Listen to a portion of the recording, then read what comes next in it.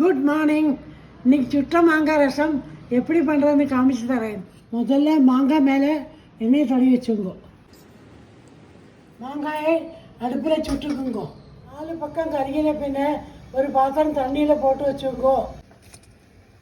பச்சை மிளகாயில் எண்ணெய் தடவிட்டு சுட்டுக்குங்கோ. பச்சை மிளகாய் சுட்ட பின்ன ஒரு தட்டில் எடுத்து வச்சுங்கோ. மாங்காயிலேருந்து கரிஞ்ச தோலை எடுத்துங்கோ.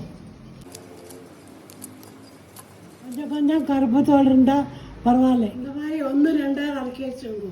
ஒரு மிக்சியில் சுட்ட பச்சை மிளகாய் சுட்ட மாங்காயை போட்டு ஸ்மூத்தாக அரைச்சுங்கோ. ஒரு கடாயில் நல்லெண்ணெய், கடுகு, வத்தல் மிளகாய், ஜீரகம், கருவேப்பிலை, வெங்காயம் போட்டு தாளிச்சுக்குங்கோ. கடுகு வதக்க ஆரம்பிக்கிறோன்னா சின்ன வெங்காயத்தை போட்டு 10 செகண்டு வதக்கிங்கோ. இதில் அரைச்ச விழுதை போட்டுங்கோ. தண்ணி விட்டுக்கோங்கோ.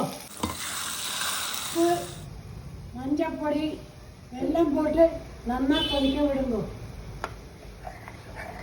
இந்த மாதிரி நல்லா கொதிக்கிறோன்னா பொடிப்பொடியாக அரைக்கிற கொத்தமல்லியை போட்டு அடுப்பை அணைச்சிடுங்கோ. டேஸ்டி சுட்டு மாங்காய் ரசம் ரெடி. நீங்களும் ட்ரை பண்ணி எப்படிக்கு சொல்லுங்க. பாய்.